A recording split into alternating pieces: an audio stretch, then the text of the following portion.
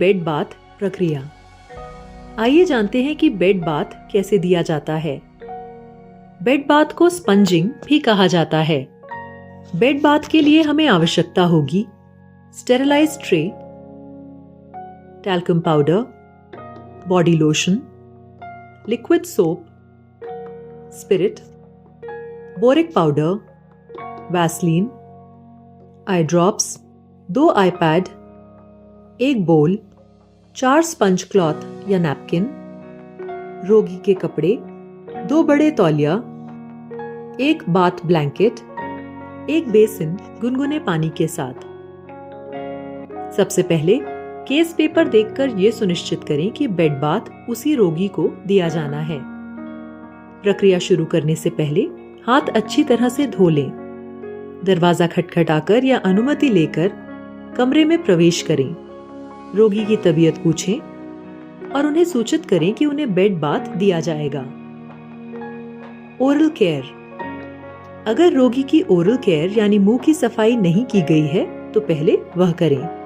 रोगी को स्टूल या यूरिन पॉट यानी बेड पैन की आवश्यकता है या पहले ही पूछ लें। यदि कमरे में एसी है तो रोगी की अनुमति से तापमान संतुलित करें ताकि बेड बाथ के दौरान ठंड ना लगे। सुनिश्चित करें कि पानी का तापमान रोगी के लिए सहनीय है। रोगी को टिश्यू से हाथ पोंछने के लिए कहें। ट्रे में बेड बाथ की सभी आवश्यक वस्तुएं रखें और ट्रॉली की मदद से रोगी के दाईं ओर ले जाएं। पर्दा लगाकर प्राइवेसी यानी गोपनीयता बनाए रखें। फिर से पानी का तापमान जांचें। स्टेरिलियम से हाथ स्वच्छ करें और ग्लव्स पहनें। प्रक्रिया। गोपनीयता बनाए रखने के लिए रोगी के कंबल को सावधानी पूर्वक पैरों तक मोड़ें और बाथ ब्लैंकेट को इस तरह डालें कि पूरा शरीर ढका रहे।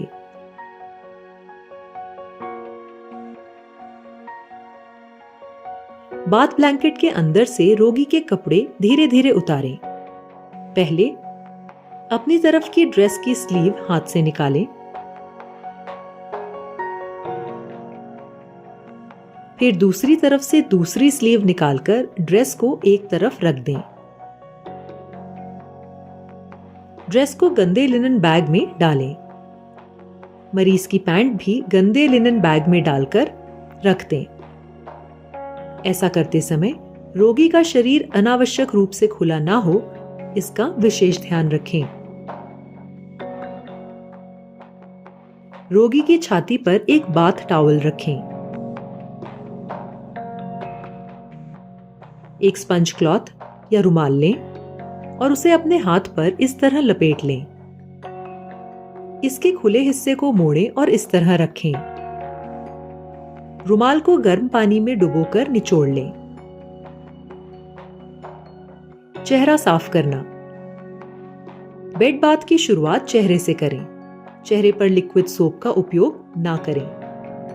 पहले अपनी विपरीत दिशा की यानी रोगी की बाईं आंख के ऊपरी और निचले हिस्से को नाक से बाहर की ओर विपरीत दिशा में साफ करें। इसी प्रकार दाईं आंख को भी साफ करें। माथे के लिए स्पंज क्लॉथ को बाएं से दाएं एक बार रोल करें। नाक के क्षेत्र को भी साफ करें। अब गालों और मुंह के क्षेत्र को साफ करें। फिर स्पंज क्लॉथ से गर्दन और कान पोंछ लें। गीला नैपकिन बोल में रखें। बाथ टॉवल से चेहरा पोंछें।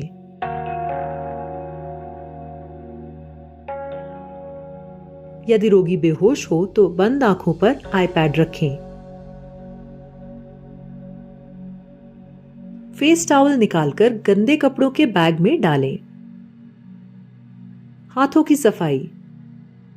अब दूसरा तौलिया लें और उसकी तह खोलकर मरीज के दाहिने हाथ के नीचे इस प्रकार रखें कि केवल हाथ ही बाहर रहे। बाथ कंबल को इस तरह से एडजस्ट करें कि हाथ बाहर रहे। स्पंज क्लॉथ को हाथ पर लपेटें। उस पर थोड़ा लिक्विड सोप लें। हथेली से लेकर कांख यानी बगल तक साबुन लगाएं। गोलाकार गति का उपयोग करें। कांख में अच्छे से साबुन लगाएं। साबुन वाला स्पंज क्लॉथ बीच में रखें और दूसरा स्पंज क्लॉथ हाथ पर लपेटें। उसे पानी में भिगोकर निचोड़ लें। उंगलियों और उंगलियों के बीच की जगह को अच्छे से साफ करें। इसके बाद कलाई से लेकर पूरे हाथ को पानी से साफ करें। कांख में साबुन ना रह जाए यह सुनिश्चित करें। इसे ठीक से साफ करें। इस कपड़े को बेसिन के पास रख दें। अपने हाथों को सुखाने के लिए नीचे रखे नहाने के तौलिए का उपयोग करें।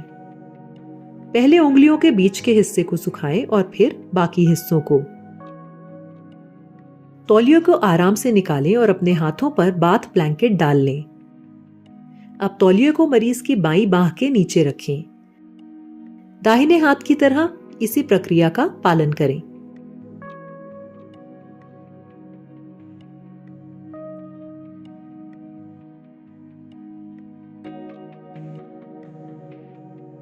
अगर सलाइन लगी हो तो स्टिकिंग एरिया गीला ना हो, इसका ध्यान रखें।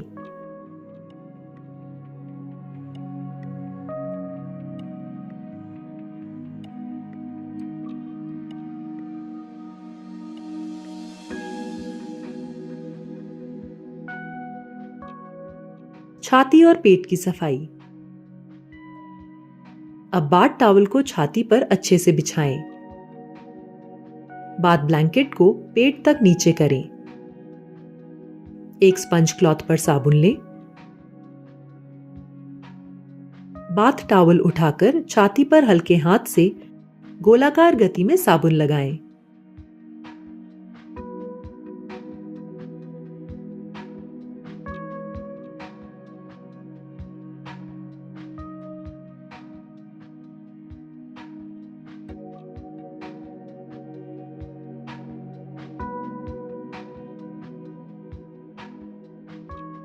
फिर साफ पानी से धोकर बाथ टॉवल से सुखाएं।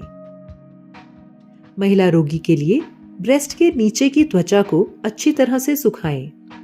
ब्रेस्ट के निचले भाग में गीलापन ना रहने दें। पेट को भी गोलाकार गति में साफ करें और सुखाएं। पैरों की सफाई। रोगी के बाएं पैर के नीचे बाथ टॉवल रखें।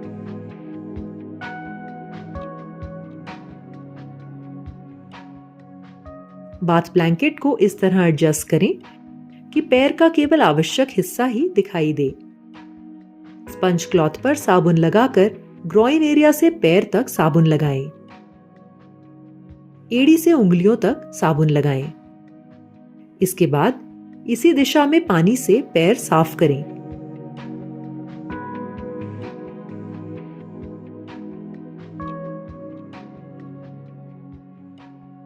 फिर बाथ टॉवल से सुखाएं।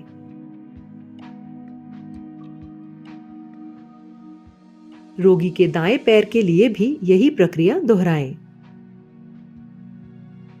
बेसिन का पानी बदलना न भूलें।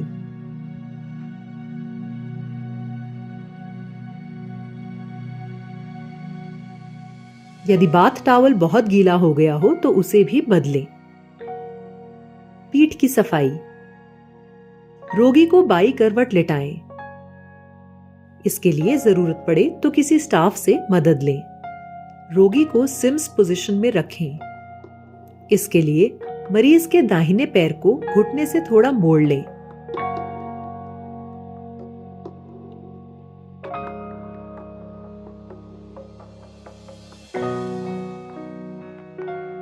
बाथ टॉवल को बिस्तर पर इस तरह रखें। अब रोगी की पीठ की सफाई करें। इसके लिए एक स्पंज क्लॉथ पर साबुन लें और साबुन को पीठ पर ऊपर से नीचे तक लगाएं और नितंब पर भी लगाएं। एक और स्पंज क्लॉथ पानी में डुबोकर निचोड़ लें।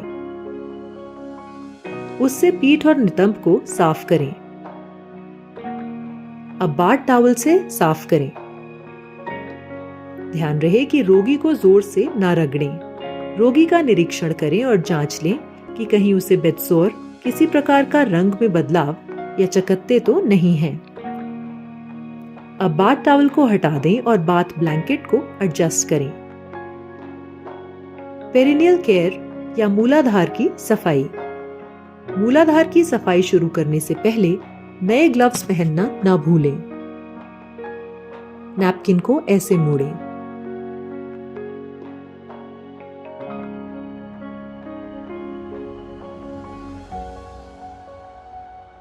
प्रत्येक स्ट्रोक के लिए अलग अलग फोल्ड का उपयोग करें।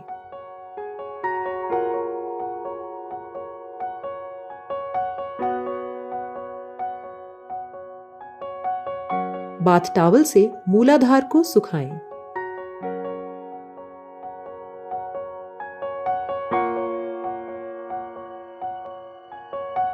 बाथ टॉवल को लिनन बैग में रखें। रोगी को सीधा पीठ के बल लिटाएं और रोगी को साफ कपड़े पहनाएं।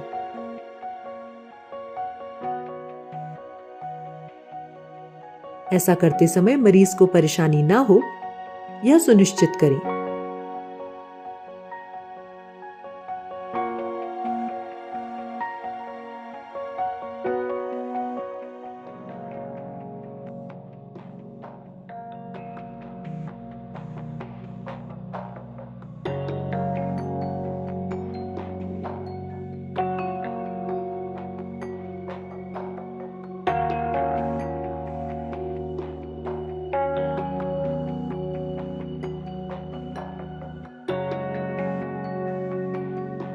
रोगी का बाथ ब्लैंकेट ऊपर करते समय उसे धीरे धीरे निकालें।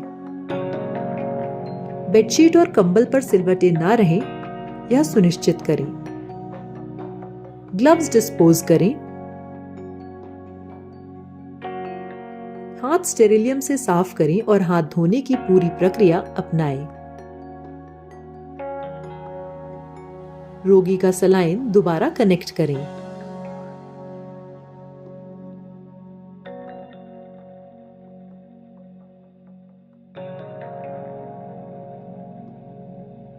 ट्रॉली ले जाएं और सभी उपयोग की गई वस्तुओं को साफ करके सही स्थान पर रखें। बेड बाथ की रिपोर्ट दर्ज करना ना भूलें।